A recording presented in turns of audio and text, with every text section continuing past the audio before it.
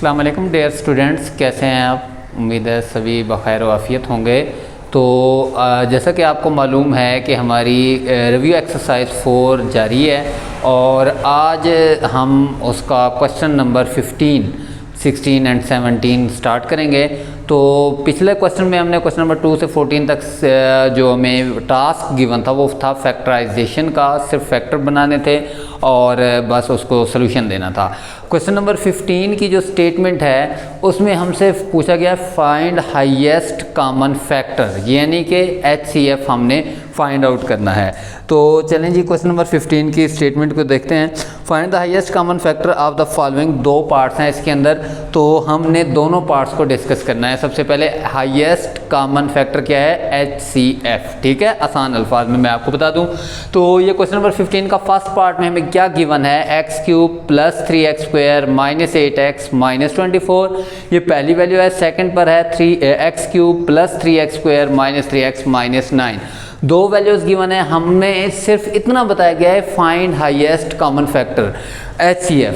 हमें ये पता है कि HCF को हमने दो मेथड से सीखा हुआ है, HCF डिवीजन मेथड से भी सीखा है, प्राइम फैक्टर मेथड से भी करना सीखा है। और आप जानते हैं कि प्राइम फैक्टर मेथड जो है हमारा वो इजी मेथड है as compared to division method. इसलिए इस क्वेश्चन में क्योंकि उसने मेंशन नहीं किया कि आपने किस मेथड से करना है, बिल्कुल भी मेंशन नहीं है, तो आपके ऊपर डिपेंड करता है। आप चाहें तो डिवीजन मेथड से कर दें, आप चाहें तो इसको प्राइम फैक्टर मेथड से कर दें। तो मैं इसके ऊपर फैक्टराइजेशन का मेथड अप्लाई करूँगा क्योंकि वो इजी है। अब देखें जी, हमारे पास पहले फर्स्ट वैल्यू को हम लेंगे और उसको फैक्टर बनाएंगे। Late x³ + 3x² - 8x - 24। अब तक हम फैक्टराइजेशन सीख चुके हैं। कितनी टर्म्स हैं, 1 2 3 4। चार टर्म के केस में हम दो टर्म्स को पहले अलग कर लेंगे, दो को अलग कर लेंगे। देखें जी, इन दोनों में x³ और x² में x² कॉमन है, तो अंदर क्या बचेगा, x³ के क्यूब था, 2 बाहर चला गया, 1 बचा, + 3 बचेगा, x² बाहर चला गया, तो क्या बचा हमारे पास, x² × x + 3। अब इन दोनों में हमारे पास क्या कॉमन में मौजूद है, ऐसी चीज़ कॉमन लें कि अंदर से फिर x और 3 बचना चाहिए। तो देखें x अवेलेबल है, क्या एक्स्ट्रा है, -8 एक्स्ट्रा है, तो -8 कॉमन ले लेंगे। अंदर क्या बचेगा, x, ये माइनस चेंज हो जाएगा प्लस में, 3 8 द 24 होता है, तो x + 3 आ गया। तो अब हमारे पास क्या है, बाहर वालों को आपने जोड़ देना है, जो सेम टर्म आई है x + 3 उसको एक दफ़ा लिख देना है। ये फैक्टर सेम वन टाइम आ जाएगा और इधर क्या जाएगा, x² - 8। अब देखें ये कंप्लीट फैक्टराइज हो चुका है, फैक्टर फॉर्म आ चुकी है। अगर हमने एक दफ़ा इसको देखें, x के ऊपर स्क्वायर है, a² - b² का फार्मूला सोचे तो 8 परफेक्ट स्क्वायर नंबर नहीं होता, ठीक है। ऐसा कोई नंबर नहीं है हमारे पास जिसका स्क्वायर लें और 8 आंसर आ जाए। तो डेफिनेटली आपके माइंड में जाएगा 4 का स्क्वायर लेंगे तो 16 आएगा, वो 8 नहीं बनेगा, ये याद रखिएगा। अब ये 1 इक्वेशन कंप्लीट हो गई। अब हम इसकी सेकंड वैल्यू को लेते हैं। सेकंड वैल्यू है हमारे पास x³, फिर है + 3x² - 3x - 9। इसकी भी फैक्टराइजेशन करेंगे तो इसमें भी 4 टर्म्स हैं, तो इन चारों में सबसे पहले देखें हमारे पास क्या मौजूद है, x² कॉमन है, x² कॉमन लेंगे तो अंदर बचा x + 3 अगेन, और इन दोनों में -3 कॉमन लेंगे तो अंदर से फिर से x + 3। सिमिलर टर्म्स को एक दफ़ा लिखेंगे और बाहर वाली टर्म्स को हमने जोड़ देना है। अब देखें यहाँ भी ये कंप्लीट फैक्टर फॉर्म में आ चुका है, इसके फर्दर फैक्टर नहीं बन सकते। अब हमने क्या करना है, इसको इक्वेशन 2 का नाम दे देना है। अब हमने बेसिकली क्या फाइंड करना था, HCF यानी कि हाईएस्ट कॉमन फैक्टर, जो उसने बोला था।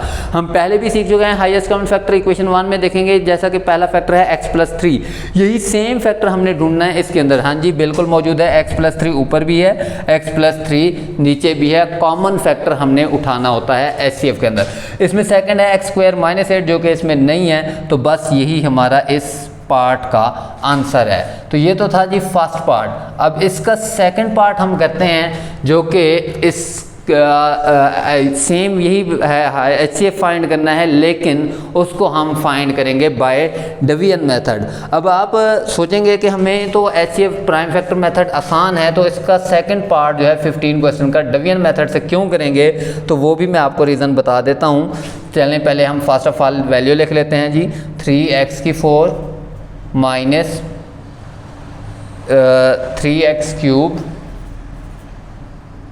Minus 2x² minus x minus 1।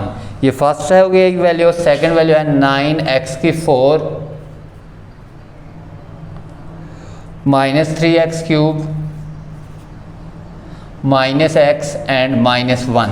ये दो वैल्यूज़ हमें गिवन हैं, इनका हमने फाइंड करना है HCF। मेथड मेंशन नहीं है, लेकिन हम इसके ऊपर लगाएंगे डिवीजन मेथड। उसकी रीज़न क्या है, देखें, अगर आप फर्स्ट इक्वेशन या फर्स्ट पॉलिनोमियल को चेक करते हैं 1 2 3 4 5 5 टर्म्स हैं हमारे पास, जबकि हम जानते हैं फैक्टराइजेशन करना ओनली ऑन 4 टर्म्स तक, अभी तक जो हमने सीखा हुआ है। तो इस वजह से हम इनकी फैक्टर नहीं ला सकते, तो इसलिए डिवीजन मेथड। तो चलें जी, डिवीजन मेथड ऑफ HCF को दोबारा रिकॉल करते हैं कि उसमें था क्या।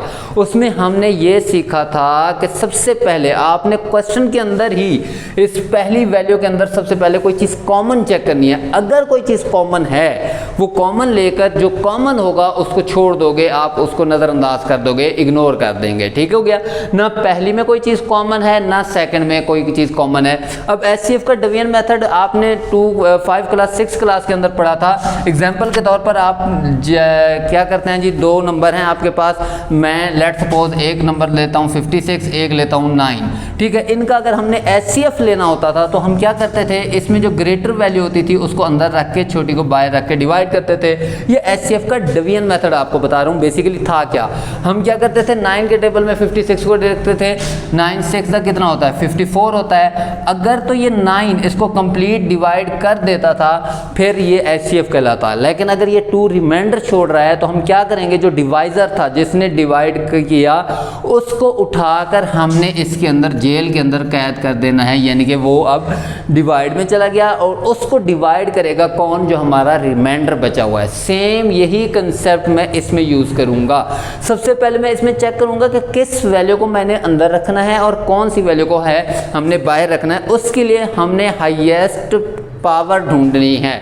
दोनों वैल्यूज के अंदर जो दोनों पॉलिनोमियल्स आपको गिवन है, इसमें वेरिएबल की हाईएस्ट पावर ढूंढें। इसमें देखें x की पावर 4 हाईएस्ट है, इसमें भी x की पावर 4 है। अगर पावर सेम हो गई है फिर कोफिशिएंट्स को मेजर करें, हाईएस्ट पावर के कोफिशिएंट। इसका कोफिशिएंट 3 है, इसका कोफिशिएंट 9 है, तो हम जिसका कोफिशिएंट ग्रेटर है उसको अंदर रखेंगे और बाहर रखेंगे 3x4 minus 3x³ minus 2x² minus x minus 9 and अंदर हमारे पास आ जाएगा 9x⁴ minus 3x³ minus x minus 1।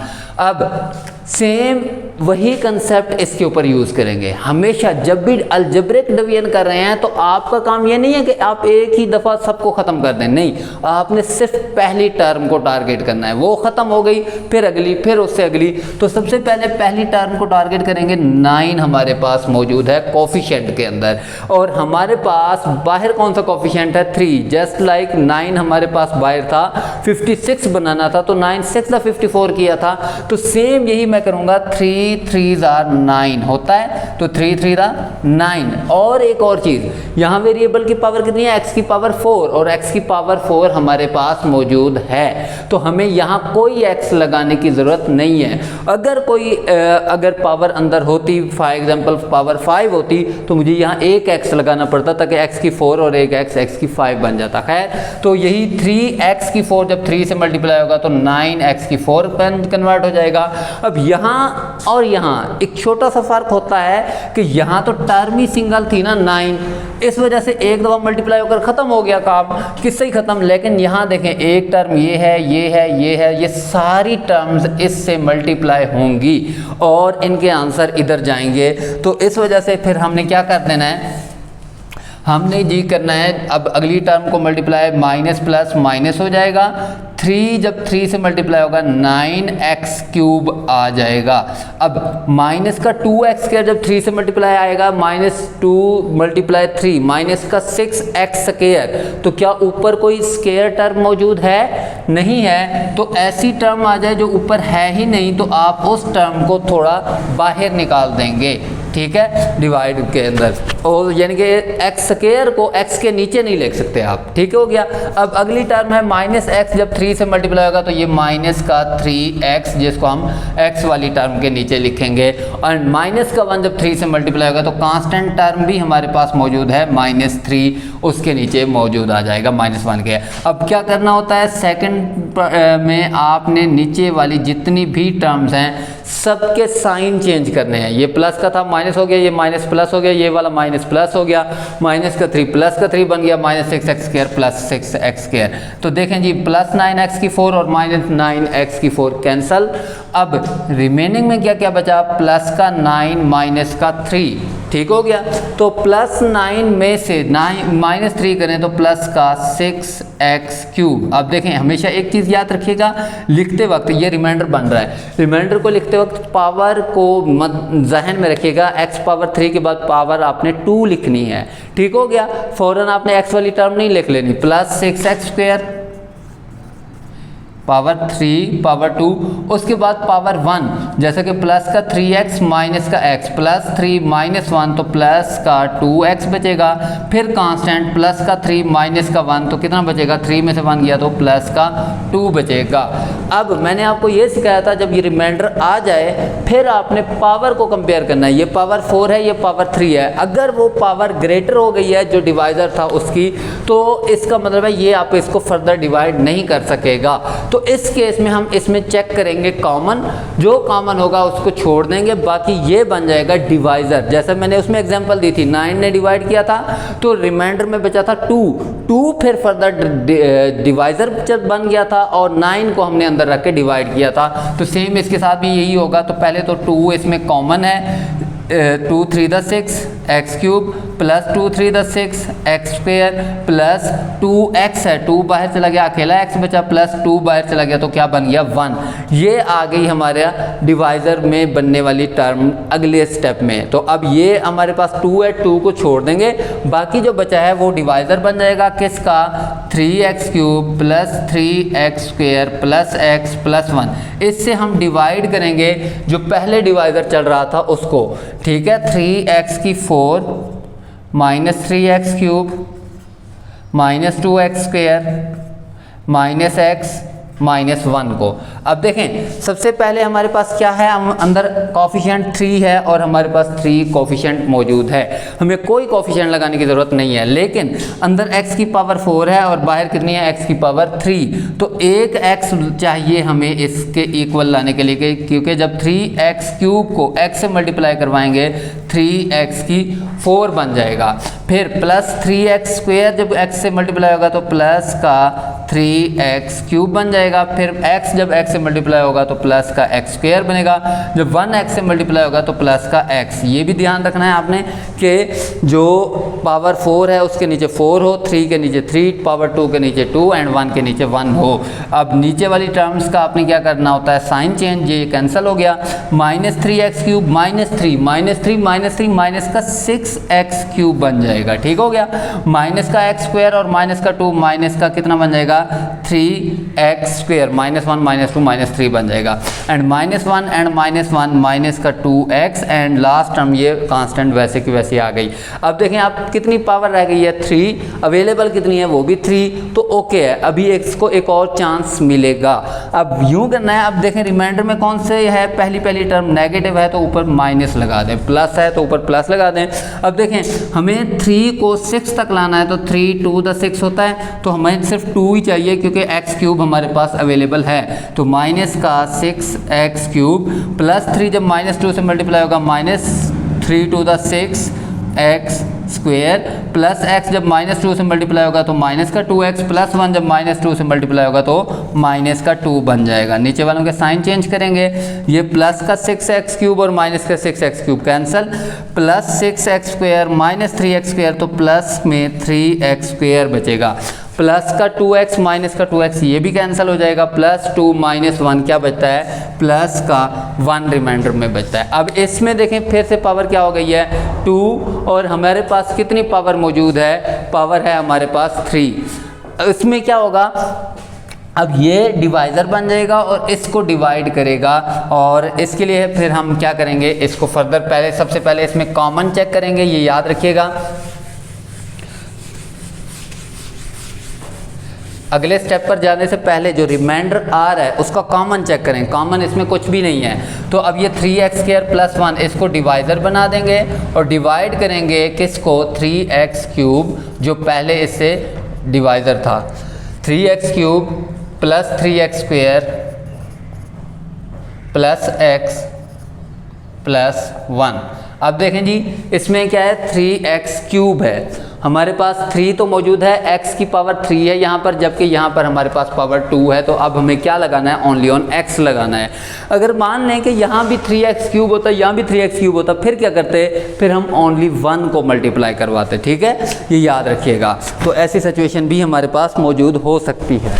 अब हम क्या करेंगे, तो 1 ओनली x चाहिए आपको, तो 3x² जब x से मल्टीप्लाई होगा तो 3x³ बन जाएगा, प्लस का 1 जब x से मल्टीप्लाई होगा तो प्लस x आएगा, और इसको इसके नीचे नहीं लिख सकते, x टर्म को x टर्म के ही नीचे लिखेंगे। ये प्लस चेंज हो गया माइनस में, ये भी माइनस में चेंज हो गया, ये भी cancel, plus x minus x। तो रिमाइंडर में कितने बचे, 3x² बचा एंड प्लस का 1 बचा। अब फिर से देखें, ये पावर 2 हो गई है, ये भी पावर 2 है, अभी भी काम चलेगा, कॉमन तो अब चेक करने की ज़रूरत ही नहीं है, क्योंकि हम अगले स्टेप पर जा रहे होते हैं, इसको डिवाइड में लेके जाना होता और ये डिवाइज़र बनता, फिर तो हम कॉमन चेक करते हैं। खैर, अब पहली टर्म प्लस की है, ऊपर प्लस लगा देंगे, तो देखें 3x² है, हमें जो चाहिए वो 3x² है, जो है हमारे पास अवेलेबल वो भी वही है। तो इस केस में हम ओनली 1 लगाते हैं, 1 × 3x², 3x² + 1 × 1 1 बन जाएगा। अब इनके साइन चेंज करेंगे तो ये प्लस का माइनस का, ये प्लस का माइनस का कैंसल, तो रिमाइंडर में क्या बचा, 0। जिसने इसको ख़त्म कर दिया वो हमारा HCF है। तो HCF क्या आया, 3x² + 1। तो ये हमारा सेकंड पार्ट क्वेश्चन नंबर 15 का भी डन हो गया, ठीक है जी। उसके बाद हम चेक करते हैं क्वेश्चन नंबर 16 को। क्वेश्चन नंबर 16,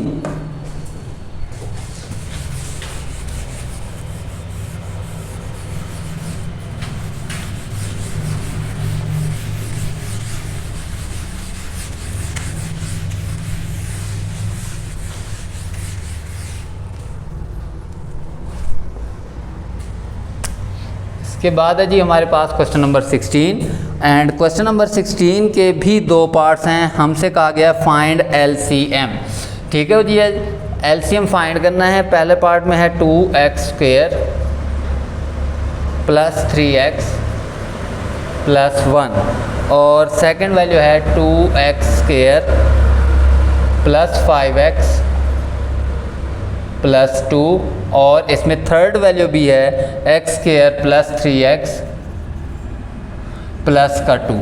तो बेहद आसान सा ये पार्ट है, यानी कि 3 वैल्यूज़ बेशक दे दी हैं, लेकिन आपको पता है एलसीएम का हमने एक ही मेथड पढ़ा है, डिवीजन मेथड इसका नहीं पढ़ा। अलबत्ता हमने इसका फैक्टर मेथड पढ़ा हुआ है, तो हमने जस्ट इनकी फैक्टराइजेशन करनी है। तो पहले लेट करेंगे फर्स्ट वैल्यू को। लेट फर्स्ट वैल्यू में क्या है, 2x² + 3x + 1। इसमें हमने इसके बनाने हैं फैक्टर, और फैक्टराइजेशन हम सीख चुके हैं, इतनी बार कर चुके हैं हम, अब तो ऑटोमेटिकली हमसे हो जाना चाहिए। इक्वेशन को देखकर ही पता चल रहा है कि पावर 2 1 कांस्टेंट है, मिड टर्म ब्रेक लगेगा, 2 1 2 प्लस का 2 आने से 3 से नीचे जाएंगे, प्लस का 2 प्लस का 1 ये फैक्टर मिलेंगे, प्लस का 2x² प्लस 3x को कैसे तोड़ देंगे, प्लस 2x + 1x, 1 लिखते नहीं है, ओनली x लिख लेते हैं, x + 2x 3x बन रहा है प्लस 1। अब इन दोनों में 2x कॉमन है पहली दो में, तो अंदर क्या बचेगा, ओनली x + 2 रिमाइंडर में बचेगा, और इधर से प्लस का 1 कॉमन लेंगे तो फिर से x प्लस ये 2 कॉमन लिया था तो यहाँ x + 1 बचेगा, 2x सारा बाहर चला गया। अब देखें ये भी x + 1 है, ये भी x + 1 है, ये सेम होना चाहिए। अब जो सेम हो गया है उसको एक दफ़ा लिखना है और बाहर वालों को आपने जोड़ देना है, तो ये इक्वेशन 1 कंप्लीट हो गई। अब हम चलते हैं सेकंड वैल्यू की जानिब। सेकंड वैल्यू में क्या है, 2x² + 5x + 2। इसमें हम क्या करेंगे, सबसे पहले मिड टर्म ब्रेक करने लगे हैं, 2 to the 4 प्लस 4 आने से 5 से नीचे आए तो इसके जो फैक्टर मिलेंगे वो प्लस का 4x प्लस का x मिलेगा, 4 + 1 5 होता है, प्लस 2।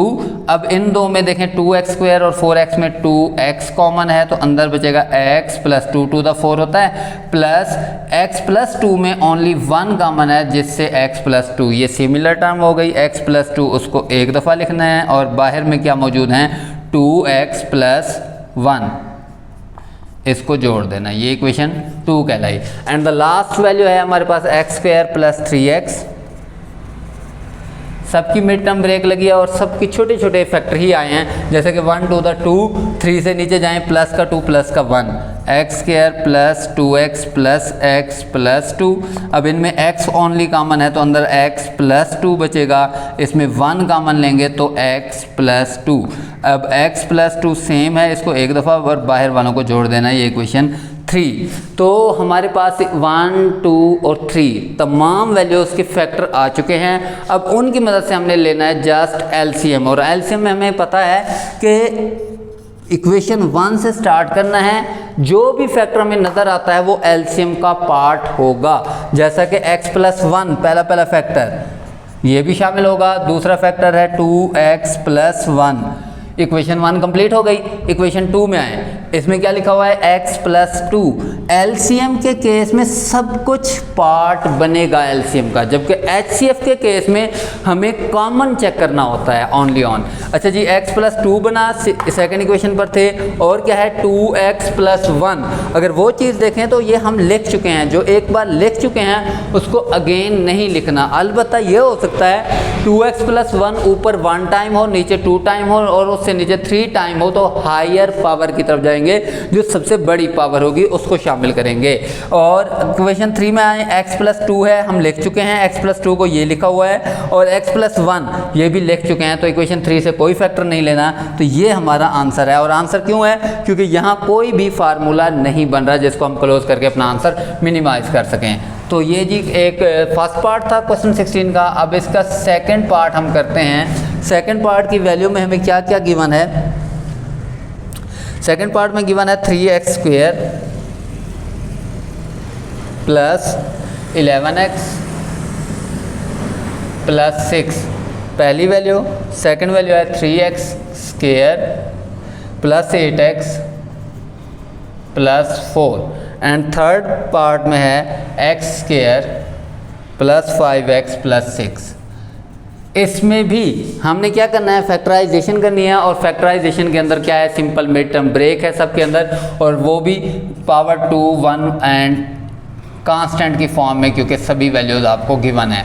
देखें 3 6 द 18 प्लस 18 आया, 11 से नीचे जाए 9 2 द 18 होता है, तो ये बन जाएगा 3x² plus 9x plus 2x, 9 plus 2 11 बनता है, and plus 6। Fast and last term को सेम रखना होता है, इनको नहीं छेड़ना होता, बस इसकी जगह इसका पेयर आ जाता होता है। तो अब देखें 3x² प्लस 9x में क्या कॉमन है, 3x कॉमन है, तो 3 भी बाहर चला गया, x² में से एक x बाहर चला गया, तो ओनली क्या बचा x प्लस 9 है। 3 कॉमन लेने से क्या बचा, 3 3 दा 9 होता है, और x है वो बाहर चला गया, प्लस अगले देखें 2x प्लस 6।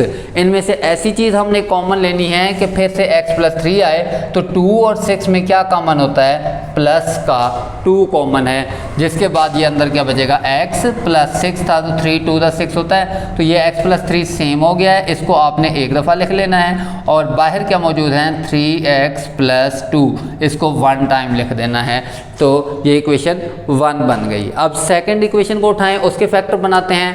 क्या है जी, सेकंड में 3x² प्लस 8x प्लस 4। अब इसमें गौर से देखें, फिर से मिड टर्म ब्रेक है, 3 4 द 12, 8 से नीचे जाएंगे 6 2 द 12, तो क्या बना 3x² plus 6x plus 2x plus 4। अब इनमें क्या कॉमन है, 3x² और 6x में ओनली 3x कॉमन है, तो अंदर क्या बचेगा x प्लस 2, प्लस इन दोनों में से क्या कॉमन लेंगे, 2 कॉमन लेंगे, तो अंदर से फिर से हमें x प्लस 2 मिलेगा। तो अब हमने क्या करना है, x प्लस 2 सेम है, उसको एक दफ़ा लिख लेना है, एंड 3x प्लस 2 को 1 टाइम लिख देना है। याद रहे क्योंकि हमने फैक्टराइजेशन बार बार की हुई है, इसलिए जब वह फैक्टराइजेशन के कोई स्टेप्स चल रहे होते हैं उसकी एक्सप्लेनेशन बहुत कम देता हूं। तो अगर आपको फैक्टराइजेशन अभी भी क्लियर नहीं है तो आप पहले 4.1 को अच्छे से कर लें, उससे आपकी फैक्टराइजेशन के कंसेप्ट सारे क्लियर हो जाएंगे। उसके बाद आगे आपको प्रॉब्लम नहीं आएंगी एचसीएफ फाइंड करने में या एलसीएम फाइंड करने में।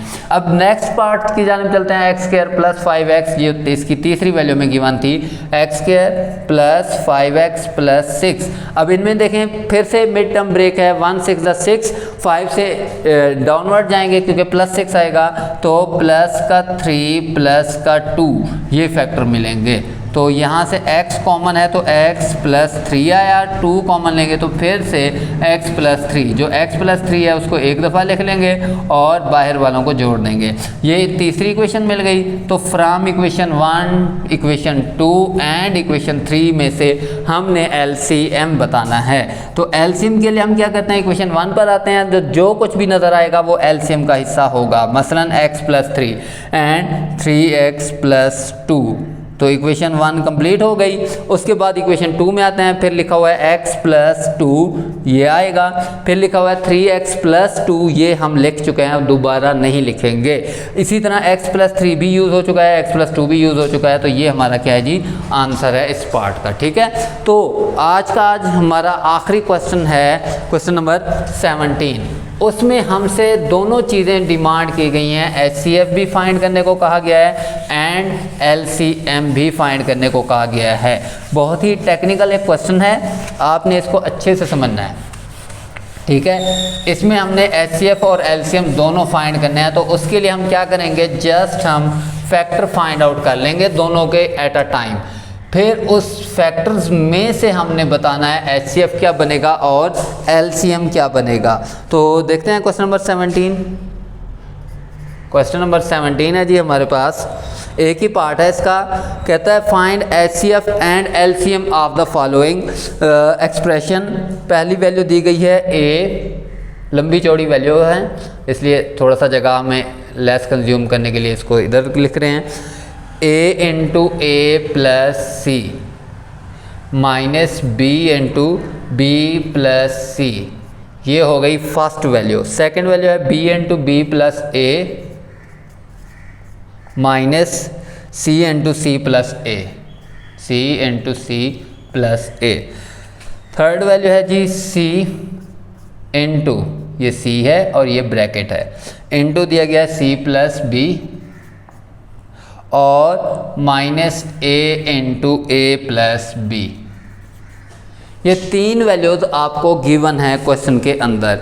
अब हमने क्या करना है, हमने क्योंकि इसका HCF भी लेना है LCM भी लेना है, तो हम तीनों वैल्यूज का क्या ले लेंगे, फैक्टर बनाएंगे, फैक्टर फॉर्म में लेकर आएंगे, फिर वहाँ से हमें HCF और LCM बनाना इजी हो जाएगा। तो पहली वैल्यू को लेट करते हैं, let A into A plus C minus B into B plus C। अब देखें, आपको जैसा कि मालूम ही है, अगर हम इसमें टर्म्स की बात करें दो हैं, एक ये सारी सिंगल टर्म है क्योंकि ये प्रोडक्ट में है इसमें, और ये सेकंड टर्म है। लेकिन अब अगर गौर से देखें, हमने 4.1 में जब किया था, जब इस तरह की सिचुएशन थी तो अंदर वाला सेम हो जाता था, मसलन A प्लस C, इधर भी A प्लस C, जिसको हम कॉमन लेकर हम प्रोडक्ट ले सकते हैं। अब प्रॉब्लम ये हो रहा है माइनस का, अब ये प्रोडक्ट को तोड़ के खड़ा हुआ है माइनस। लेकिन अब अगर गौर से देखें, अगर इसमें तो कॉमन तो कुछ है ही नहीं, पावर नहीं है तो फार्मूला नहीं, कॉमन नहीं है, पावर नहीं है, फार्मूला नहीं है, और मिड टर्म ब्रेक भी तो पावर 2 1 एंड कांस्टेंट के लिए होना लाजमी है ना। तो अब क्या करेंगे, अब हमारे पास एक ही सिचुएशन है कि हम पहले ये प्रोडक्ट ब्रेक करेंगे। तीनों पार्ट्स के अंदर यही सेम स्ट्रेटजी आएगी। हमने ये जो प्रोडक्ट उसने में गिवन किया है, इसको पहले हमें ब्रेक करना पड़ेगा। ठीक है, क्यों ब्रेक करना पड़ेगा, क्योंकि मौजूदा कंडीशन में जब इस सिचुएशन के अंदर हम इसको प्रोडक्ट में, कंप्लीट प्रोडक्ट में नहीं ला सकते, क्योंकि फैक्टराइजेशन का मेथड क्या है, सम डिफरेंस खत्म करके प्रोडक्ट लाना। तो प्रोडक्ट में लाने के लिए जो उसने प्रोडक्ट गिवन किया है, पहले उसको ब्रेक डाउन करेंगे, फिर हम अपनी मर्जी की अरेंजमेंट लेकर आएंगे, अरेंजमेंट करके उसको फिर कॉमन लेंगे और फिर हमारे पास प्रोडक्ट मिल जाएगा। तो देखें जी, ए अंदर मल्टीप्लाई करवाना है हमने इससे भी और इससे भी, जैसा कि आप जानते हैं सिंगल टर्म की मल्टीप्लिकेशन है। तो ए मल्टीप्लाई ए का स्क्वायर, सॉरी इसको मैं सामने लिख देता हूँ, ये a इंटू ए का square plus a multiply C A C. Same मैंने माइनस बी को अंदर मल्टीप्लाई करवाना है इससे भी और इससे भी। तो माइनस है, याद रहे, बाहर पहले ए के साथ था plus, plus mean no sign change, जबकि माइनस क्या करता है, साइन चेंज करता है। तो प्लस का बी, ये अंदर वाला बी प्लस का था, माइनस बी से जब मल्टीप्लाई होगा तो माइनस का बी स्क्वायर, ये प्लस का सी चेंज हो जाएगा माइनस में, B multiply C B C. अब ये हमारे पास 4 टर्म्स आ चुकी हैं और हम 4 टर्म की फैक्टराइजेशन के केस में 2 को अलग रखते हैं, 2 को अलग रखते हैं। लेकिन अब जो है ना, हम ऐसा करें कि अगर पहली 2 में कॉमन देखें तो फिर तो हम वहीं चले जाएंगे जहां हम उसको प्रोडक्ट को तोड़ के लाए थे। इसके लिए हमें अरेंजमेंट को बदलना पड़ेगा। अरेंजमेंट कैसे बदलना पड़ेगा, तीनों पार्ट्स के अंदर एक ही चीज़ है कि स्क्वायर वाली टर्म्स आप अलग कर लें, नॉन स्क्वायर टर्म्स अलग कर लें। जैसा कि आप देखें, ए के ऊपर स्क्वायर है, माइनस बी के ऊपर स्क्वायर है, इनको हम पहले लिख लेते हैं ए स्क्वायर माइनस बी स्क्वायर, और ये 2 टर्म्स अलग हो गई, प्लस इन 2 टर्म्स को हम अलग कर लेते हैं ए सी माइनस बी सी।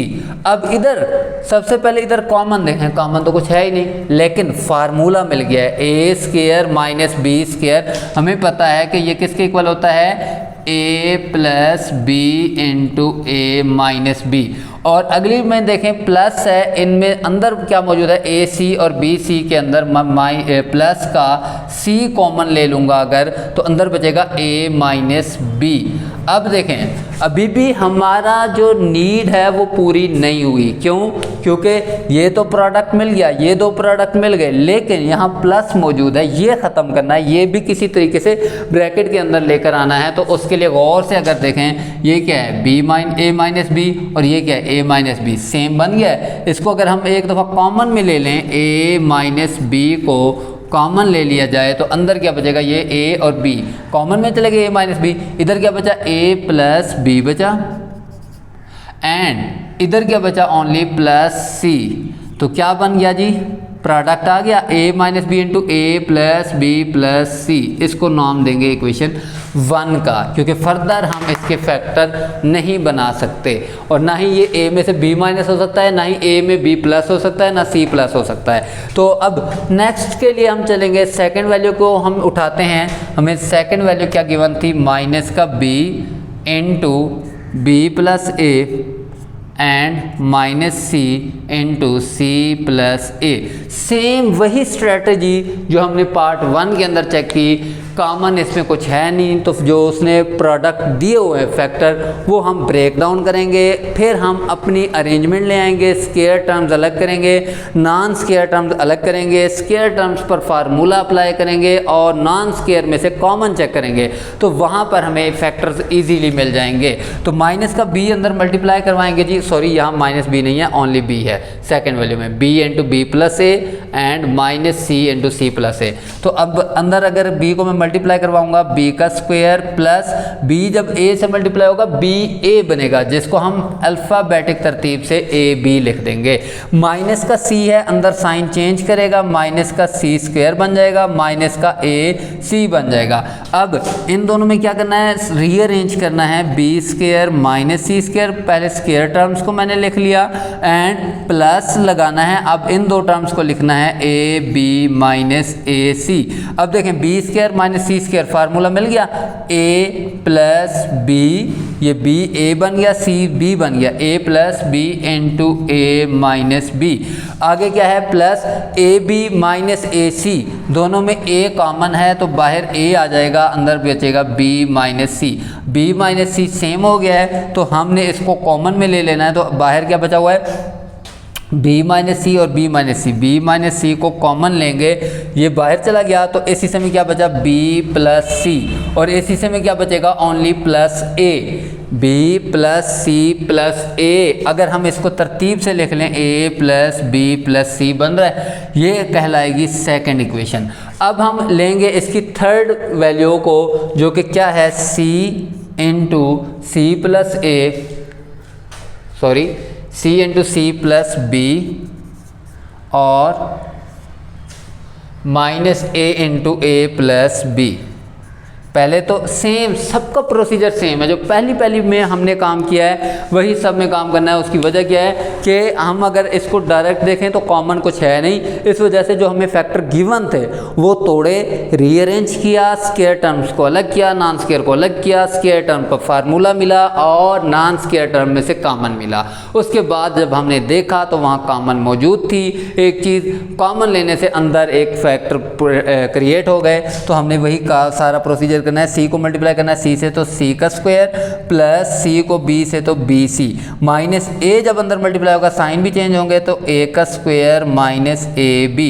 अब इनमें देखें स्क्वायर टर्म्स क्या क्या है हमारे पास, एक सी का स्क्वायर माइनस ए का स्क्वायर, ये स्क्वायर टर्म्स आ गई, प्लस नॉन स्क्वायर टर्म में B C minus A B. अब देखें जी इन दोनों में फार्मूला बन गया C square minus A square में, तो A plus B into A minus B, ठीक हो गया। और प्लस बी सी और ए बी में बी ओनली कॉमन है तो अंदर बचेगा सी माइनस ए, तो C minus A and C minus A common आ रहा है, तो लास्ट में क्या बचा हमारे पास, सी माइनस ए को अगर मैं कॉमन में ले लेता हूँ तो अंदर क्या बचेगा, देखें सी माइनस ए बाहर चला गया तो इस हिस्से में बचा सी प्लस ए और इस हिस्से में बचा बी, ए भी है बी भी है सी भी है, जिसको हम तरतीब से ए प्लस बी प्लस सी लिख सकते हैं। ये थर्ड इक्वेशन बन गई। तो तमाम इक्वेशनें जितनी भी वैल्यूज़ हमें गिवन थी सबकी फैक्टराइजेशन हो चुकी है। इक्वेशन 1 2 3 इन तीनों इक्वेशनों से हमने एचसीएफ भी फाइंड करना है एंड एलसीएम भी फाइंड आउट करना है। सबसे पहले हम एचसीएफ लेते हैं। एचसीएफ के लिए हम क्या लिखते हैं, जो चीज़ कॉमन में है। फॉर एग्जांपल इक्वेशन 1 में देखें a माइनस बी है, क्या वही a माइनस बी सेकेंड में है, जब सेकंड में नहीं है तो थर्ड में चेक ही नहीं करना, तो कॉमन नहीं है, a माइनस बी हमारे पास कॉमन में नहीं है। Second a plus B plus C 1 में भी है, a plus B plus C 2 में भी है, a plus B plus C 3 में भी है, तो only a plus B plus C ये हमारा HCF का आंसर है। सेम हमने HCF के साथ क्या फाइंड करना था, LCM, और LCM के लिए आपको पता है जो भी चीज़ 1 में हो 2 में हो 3 में हो अवेलेबल सारा डाटा LCM का हिस्सा होता है। तो इक्वेशन 1 में देखें a माइनस बी है तो a माइनस बी LCM में जाएगा, साथ में a प्लस बी प्लस सी है वो भी LCM में जाएगा। साथ में इक्वेशन 2 पर आ जाएं, क्या मौजूद है b माइनस सी, ये भी HCF LCM का हिस्सा जाएगा b माइनस सी, और a प्लस बी प्लस सी वो तो हम यूज़ कर चुके हैं अपने आंसर के अंदर, दोबारा नहीं लिखेंगे। इक्वेशन 3 में आए c माइनस ए, ये हमने यूज़ नहीं किया जबकि a प्लस बी प्लस सी को यूज़ कर चुके हैं। c माइनस ए आगे लिखना है, आगे जगह नहीं है इसलिए मैं इसको नीचे लिख रहा हूँ, आपके पास क्या आ जाएगा c माइनस ए। बस अब इसकी तरतीब दे दें कि आपने क्या करना है, पहले लिख लेना है a माइनस बी, फिर दूसरा factor b minus C and तीसरा factor c minus A and the last factor is a plus B plus C. इसमें कोई फार्मूला बनता नहीं है वरना हम ज़रूर उसके ऊपर अप्लाई करते हैं। तो ये जी क्वेश्चन नंबर 17 का आंसर था। ऊपर एचसीएफ निकाला, नीचे एलसीएम निकाला, दोनों को एक ही गिवन डाटा में से निकालना था तो इसलिए एक ही दफ़ा उनके फैक्टराइजेशन करनी है आपने। फैक्टराइजेशन करने के बाद उसके जब कंप्लीट फैक्टर आ जाएंगे तो आप एचसीएफ भी फाइंड करेंगे और एलसीएम भी फाइंड आउट करेंगे।